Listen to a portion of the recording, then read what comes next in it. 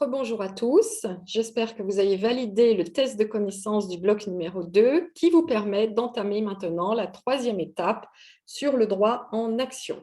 Donc vous savez à présent qu'il existe de plus en plus de normes contraignantes qui reconnaissent le droit à un environnement sain, mais parfois de façon variable ou floue, d'où l'importance des tribunaux qui vont être appelés à interpréter et à mettre en œuvre ce droit de façon concrète.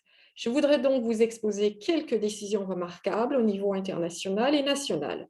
Au niveau international, un avis consultatif, donc non contraignant, de la Cour interaméricaine des droits de l'homme du 15 novembre 2017, qui concerne, vous voyez, euh, ce projet du Nicaragua de construction d'un canal interocéanique visant à relier l'océan Atlantique à l'océan Pacifique et pour lequel la Colombie s'inquiétait des répercussions sur l'île colombienne de San Andrés. Ici, la Cour interaméricaine va admettre que le droit à un environnement sain est un droit autonome, individuel et collectif qui protège les générations présentes et futures et elle va développer les obligations transfrontalières qui pèsent sur les États et donc l'obligation pour le Nicaragua de coopérer avec les autorités colombiennes.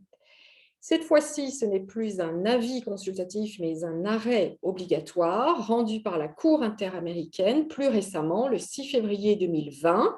Elle avait été saisie par cette association qui regroupe 132 communautés autochtones. Et ici, eh bien, la Cour va juger que le gouvernement argentin doit, dans un délai de 6 ans, délimiter, démarquer et accorder un titre de propriété collective sur 400 000 hectares de territoire ancestral dans cette zone, vous voyez, du nord de l'Argentine.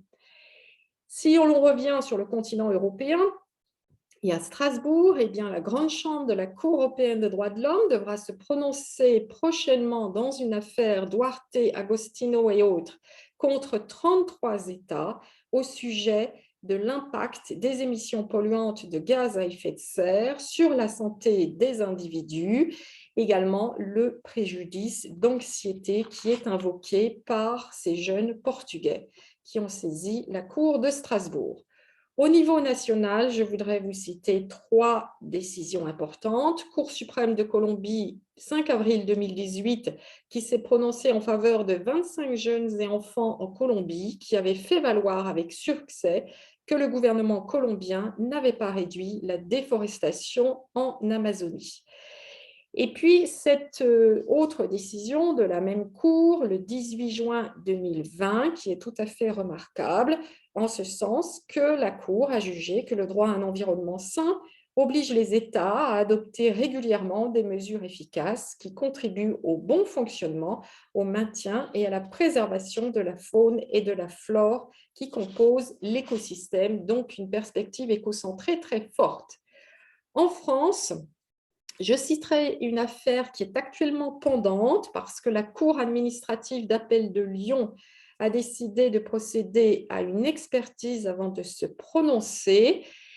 Cette affaire est portée notamment sur le fondement de l'article du Code de l'environnement qui reconnaît le droit à chacun à respirer un air qui ne nuise pas à sa santé.